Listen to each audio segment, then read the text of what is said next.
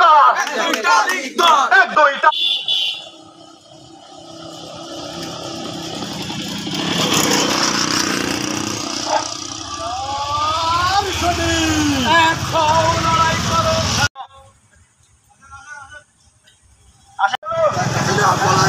এই মাত্র খবর এলো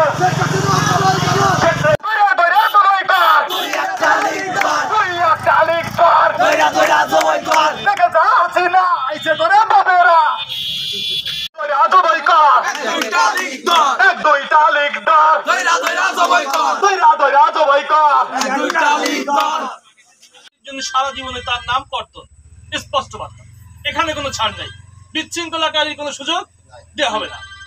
এখন আপনাদের একটু কথা বলছি যে প্রত্যেকটা লোকের জানমালের রক্ষা করতে হবে।